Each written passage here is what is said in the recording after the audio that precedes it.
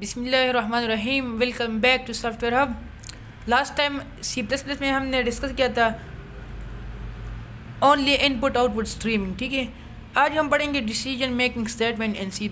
ठीक है, ये अभी एडवांस होती जा रही है चीज़ें। ठीक है, अभी तक हम बेसिक्स पढ़ रहे थे कि CN क्या है, Cout क्या है, CN क्या है, Cout क्या है। इस पे हमने बहुत बात की थी और प्रोग्राम भी बनाए थे हमने। ठीक है, आज हम जो चीज़ पढ़ने जा रहे हैं वो है हमारे पास डिसीजन मेकिंग स्टेटमेंट। ठीक है, तो पहले इसकी डेफिनेशन देखते हैं, फिर प्रैक्टिकल की तरफ चलते हैं। ठीक है, डिसीजन मेकिंग स्टेटमेंट में हम लोग क्या करते हैं, डिसीजन लेते हैं। ठीक है, इसमें सबसे पहले नंबर पर हमारे पास एफ स्टेटमेंट है। एफ जो है ना, एक शर्तिया सेंटेंस है, एफ अगर। ठीक है, एफ जो है ना, ये एफ ये हमारे पास एक कीवर्ड है। कीवर्ड आपको पता है, कीवर्ड रिजर्व वर्ड, ये हम ऑलरेडी पढ़ चुके हैं कि क्या होते हैं। ठीक है, ये हमारे पास कीवर्ड है, मतलब इसके स्पेसिफिक मीनिंग होते हैं and the user can not change its meaning. ठीक है, और if statement as a decision making statement, ये हमारे पास एक डिसीजन मेकिंग स्टेटमेंट है। It is use to execute और स्किप स्टेटमेंट और सेट ऑफ स्टेटमेंट। ठीक है, ये क्या करेगा, ये स्टेटमेंट या ग्रुप ऑफ स्टेटमेंट को एग्जीक्यूट करेगा बाय चेकिंग द कंडीशन। ठीक है, कंडीशन को चेक करके ये काम करेगा, एग्जीक्यूट करेगा या स्किप करेगा बाय यूजिंग दिस कंडीशन। ठीक है, इफ अगर ये कंडीशन ट्रू है, ठीक है, if the condition is true then the statement or group of statement after if will be executed. ठीक है, अगर गिवन कंडीशन ट्रू है तो एफ स्टेटमेंट के बाद जितने भी कोड्स हैं, ठीक है, जितने भी ब्लॉक्स है, जितने भी स्टेटमेंट्स है, वो एग्जीक्यूट होंगे। ठीक है, इफ अगर द कंडीशन इज फॉल्स, अगर कंडीशन फॉल्स है then the statement after if is skipped. ठीक है, तो फिर एफ के बाद जो है ना स्टेटमेंट एग्जीक्यूट नहीं होगा।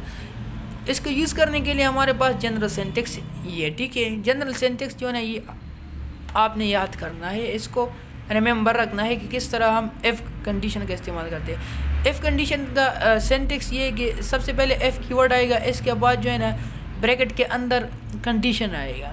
ठीक है, फॉर एग्जांपल किस तरह यहाँ पर, और इसके बाद जो है ना स्टेटमेंट आएंगे यहाँ पर। For example if n is greater than less than 10। ठीक है, देन फिर आपने क्या करना है, फिर आपने करना है कि एन इज़ ग्रेटर। ठीक हो गया। इस तरह हम डिसीजन बना सकते हैं C++ के अंदर। तो लेट्स सी प्रैक्टिकली देखते हैं किस तरह हम इसको कर पाएंगे। तो सबसे पहले सबको पता है कि हम क्या करते थे C++ के अंदर। ठीक है, आई स्ट्रीम, और इसके साथ साथ यूजिंग नेम स्पेस std। ठीक हो गया, और इसके बाद जो है ना मेन फंक्शन, और फंक्शन के बाद प्रोग्राम की बॉडी। ठीक है, इसके अंदर हम कोड लिखेंगे, ये ऑलरेडी हम कर चुके हैं। अब यहाँ पर कंडीशन हम लगाते हैं, तो इसके लिए मैं एक ही वेरिएबल डिक्लेयर कर देता हूँ एंड टीचर मार्क्स। ठीक हो गया, और यहाँ पर एक कंडीशन लगाता हूँ Cout एंटर योर मार्क्स। ठीक हो गया, और मार्क्स कहाँ पे स्टोर होंगे, CN मार्क्स वेरिएबल के अंदर। ठीक हो गया, इसके बाद जो है ना फिर हम कंडीशन लगाता है इफ अगर marks is greater than equal to 40। ठीक है, अगर ये कंडीशन चेक करेगा। ठीक है, अगर ये हमारे पास मार्क्स जो है ना ये इक्वल ग्रेटर देन या इक्वल टू 40 है, देन फिर आपने क्या करना है, देन आपने मैसेज से प्रिंट करना है Cout कंग्रेचुलेशन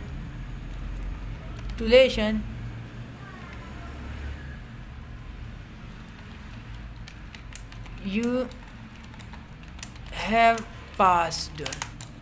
ठीक हो गया, तो इसको हम करते हैं रन। अब यहाँ पर देखिए, अगर ये कंडीशन ट्रू है तो ये वाला पार्ट एग्जीक्यूट हो जाएगा। ठीक है, अगर ये कंडीशन ट्रू नहीं है, फॉल्स है, तो फिर ये वाला पार्ट स्किप हो जाएगा। ठीक है, जिस तरह डिफिनीशन में हमने पढ़ा, if the condition is true. ठीक है, तो इफ़ के बाद जो स्टेटमेंट होगा वो क्या होगा, एग्जीक्यूट होगा, ठीक है। अगर ये ट्रू नहीं है, फॉल्स है, then the statement will be skipped. तो यहाँ पर देखिए, अगर ये कंडीशन ट्रू है, ठीक है, अगर ये ट्रू है तो ये वाला पार्ट एग्जीक्यूट हो जाएगा, अगर ये ट्रू नहीं है तो फिर ये वाला पार्ट एग्जीक्यूट नहीं होगा, ठीक है। तो एग्जीक्यूट करके देखते हैं।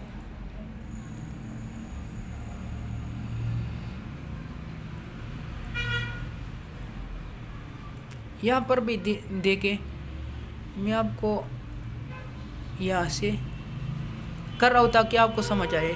फर्स्ट नंबर यहाँ पे मैं वैल्यूज़ एंटर करते हुए 40, अगर 40 के इक्वल है, ये तो इक्वल है ना, ग्रेटर देन या 40 के इक्वल, तो ये वाला पार्ट एग्जीक्यूट हो जाएगा, ठीक है। तो यहाँ पर मैसेज आ जाएगा कंग्रेचुलेशन यू हैव पास्ड, ठीक है। तो यहाँ पर मैं एंटर कर देता हूँ कंग्रेचुलेशन यू हैव पास्ड। तो ये कंडीशन अभी ट्रू है, ठीक है। जब ट्रू है तो ये वाला एग्जीक्यूट हो रहा है, ठीक है। अब मैं दोबारा इसको कर देता हूँ एग्जीक्यूट और ये कंडीशन में फॉल्स कर देता हूँ। फॉल्स किस तरह करेंगे, फॉल्स ये खुद करेगा, लेकिन मैं जो है ना ये वैल्यू जो है ना इसको कम कर देता हूँ। यहाँ से यहाँ पर मैं एक वैल्यू एंटर कर देता हूँ 25।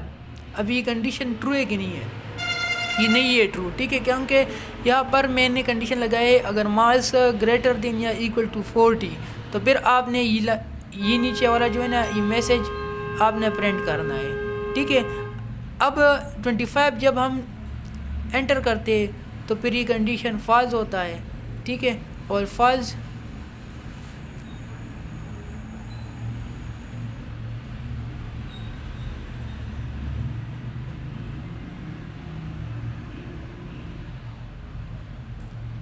अच्छा वो किधर गया यार,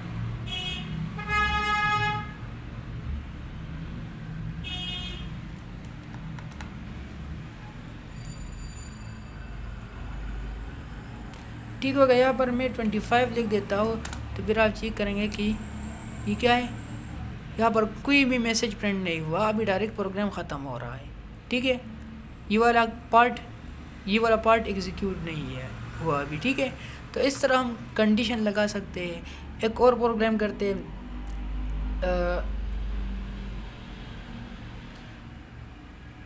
बोथ नंबर के लिए, ठीक है। अगर दो नंबर सेम है तो ये मैसेज प्रिंट करेगा तो बोथ नंबर आर सेम, ठीक है। तो इसके लिए हम क्या करते हैं, हम वेरिएबल डिक्लेयर करते हैं एंड ए कामा बी, दो वेरिएबल डिक्लेयर किए हमने, ठीक है। अगर सी आउट एंटर नंबर या एंटर फर्स्ट नंबर, ठीक हो गया, और यहाँ से हम क्लोज कर देते हैं तो वो स्टोर हो जाएगा CN ए के अंदर, ठीक है। और इसके साथ साथ दोबारा हम कर देते हैं सी आउट और इसके अंदर हम लिखते हैं एंटर सेकंड नंबर, ठीक हो गया। और इसको भी हम कर देते हैं CN बी के अंदर स्टोर कर देते हैं, ठीक है। इसके बाद कंडीशन लगाते हैं if a is equal to b, ठीक है। ये जो है ना ये इक्वल टू है, अगर आप इस तरह लगाए इस तरह तो फिर ये इक्वल नहीं है, ठीक है। ये पर कंपैरिजन है, ठीक है। इक्विटी प्रोग्रामिंग के अंदर इस तरह लिखी जाती है, ठीक है। अगर ये सेम है then C out both numbers are same. अगर ये कंडीशन ट्रू हो रहा है तो फिर ये वाला पार्ट एग्जीक्यूट हो जाएगा, otherwise it will be skipped, ठीक है। तो एग्जीक्यूट कंपाइल एंड रन, यार ये क्या हो रहा है,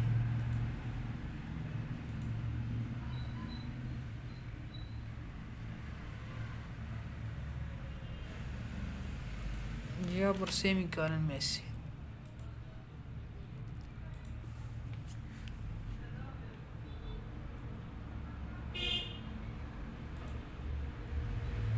ठीक हो गया। तो ओल्ड वाला है यार, अच्छा एक काम करते हैं, इसको यहाँ से हम कर देते कॉपी Ctrl+N न्यू और यहाँ पे पेस्ट करके यहाँ से फिर करते हैं एग्जीक्यूट, ठीक हो गया।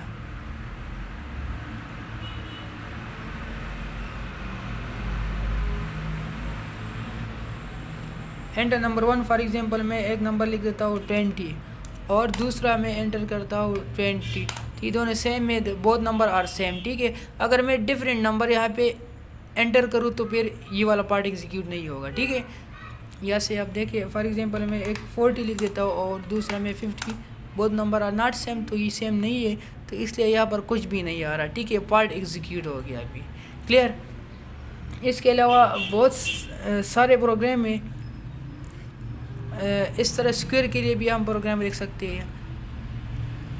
तो स्क्वायर के लिए इन दो वेरिएबल के अंदर हम चेंजेस करते हैं। ठीक है, तो चेंजेस किस तरह हम कर देंगे, यहाँ पर हमारे पास ए है, अगर ए मल्टीप्लाई बाई ए, ठीक हो गया, अगर ये दोनों मल्टीप्लाई बाई ए हो जाए, मतलब ए अगर ए के साथ आप मल्टीप्लाई करें तो वो भी बी के इक्वल हो जाएगा।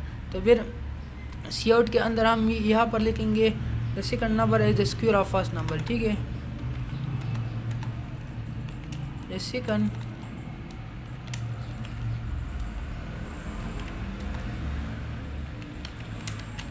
number is the square of first। इसके बाद फिर सेमीकरण। ठीक हो गया, अभी इसको हम कर देते हैं एग्जीक्यूट।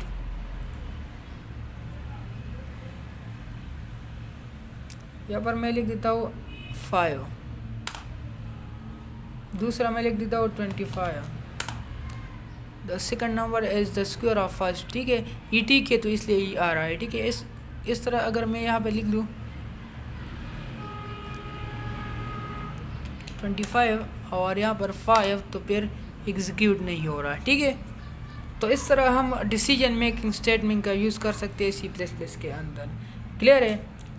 इसके अलावा जितने भी मल्टीपल स्टेटमेंट भी हम इसके अंदर इम्प्लीमेंट कर सकते हैं। ठीक है, अब ये तो सिंगल स्टेटमेंट है, एक ही स्टेटमेंट है। ठीक है, तो मल्टीपल एफ स्टेटमेंट भी आप यहाँ पे यूज़ कर सकते हैं। ठीक है, इसके अलावा नेक्स्ट जो हमारे पास डिसीजन मेकिंग स्टेटमेंट है वो हमारे पास एफ एल्स है। ठीक है, एफ तो ये हो गया आपका, लेकिन एल्स अगर ये कंडीशन ट्रू नहीं है या फॉल्स है तो फिर इसके बाद जो है ना किसी और मैसेज को प्रिंट करना पड़ेगा। तो इसके लिए हम एल्स का इस्तेमाल करेंगे, वो इंशाल्लाह नेक्स्ट लेक्चर में हम पढ़ेंगे।